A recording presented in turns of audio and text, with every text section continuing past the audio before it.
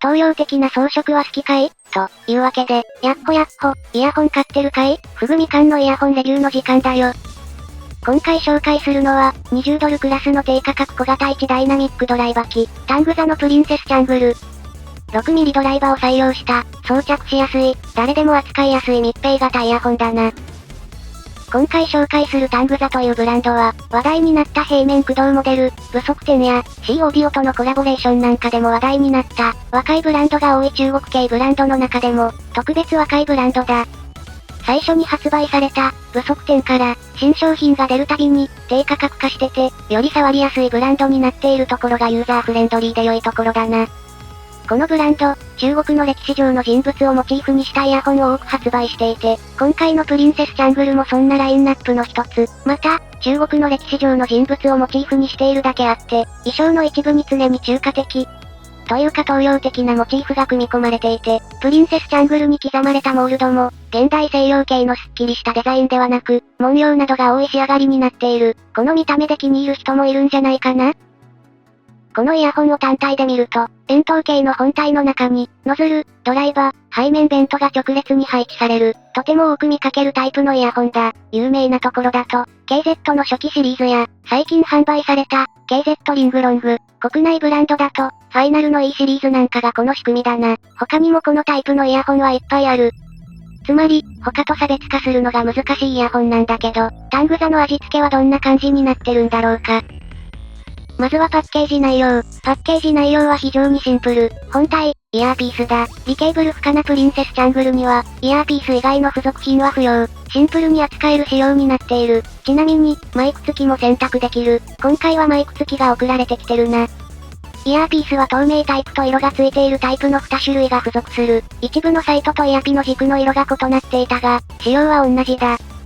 遮音性はそこそこ、ケーブルのタッチノイズはそこそこある。表面が特に凹凸のないビニール製のケーブルなので、布に触れる面積などの関係で、普通に装着すると結構タッチノイズがあったな。ケーブルから伝わるゴワゴワとしたノイズを緩和するために、ケーブルを一度耳の上に通して装着することをお勧めするぞ。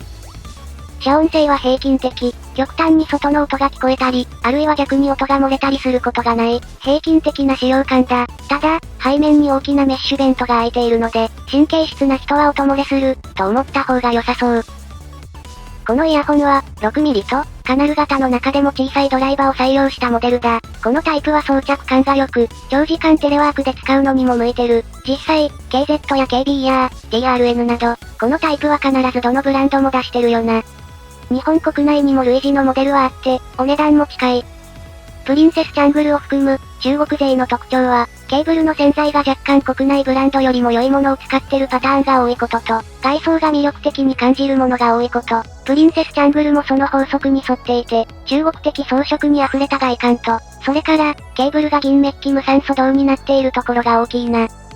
ドライバー素材に関する言及はなし、このクラスのイヤホンって、わざわざチタンやカーボンなどの素材を選択しなくても、そもそも振動板が小さいので、大入力に対して歪みが発生しにくいみたいで、通常の振動板を選択するイヤホンも多いな。実際、平面振動板を使用したリンコも、6ミリだからあの形になってたとかなんとか。話を戻そう。実際、チャングルの中高音は、適度に優しく、一般的な樹脂振動板を採用していて、高音側が柔らかすぎる、という印象も全くなかった。低音が少ない感じもなく、ボーカルやトークの改造感が足りない感じもない、女性のトーク動画なんかでも安心して使える印象だ。この価格帯でよく愛用している、KZ リングロングなんかと比較してみると、リングロングは KZ らしく、6ミリダイナミックドライバーなりに強力な印象があるんだけど、プリンセスチャングルの場合、程よいバランスくらいの印象だな。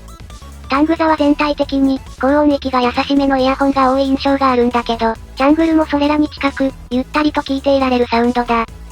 音色を分解してみよう。高音域、金属音は鋭くなりすぎず、程よい分離感を持っている。ゆったりと聴いていて、派手な音が出ても耳障りにならない印象だ。また、柔らかすぎたり、不明瞭すぎる印象もない、程よくまとめられているぞ。中音域は柔らかめ、人の声もしっかり聞き取れるが、尖っていない印象。中高音域あたりの分離感は、金属外装と開放感の高さのおかげか、妙に残響せず、それでいて若干ウォーム感がある。低音域はしっかり出るが、力強すぎることはなく、また、サブベースは小型ドライバーらしく、過剰すぎない感じで、同社の 10mm 振動板を採用した、上位モデル、市民により、程よいバランスで収まっている。若干ウォーム感がある音色だけど、バランスを全体で見れば、しっかりと見通しの良い音色になっていると感じたぞ。空間表現は 6mm ドライバーにしてはちょっと広め、しっかりと、奥行きを感じられる、距離感の程よいサウンドで、そこら辺の 6mm ダイナミックドライバーイヤホンとは異なる印象がしっかりとあった。6mm ダイナミックドライバー機で、音色の瞬間最高速度を求めるのではなく、ゆったりと長時間聴きたくなるようなバランスだ。軽い装着感とキャラクターにもよく合った仕上がりだな。というわけで、タングザのゆるいイヤホンとして、程よいバランスで作られた本気、タングザの世界観が好きな人で、この手の小粒イヤホンを求めていた人は多いと思うので、チェックしてみてはどうだろうか。といったところで今回はここまで。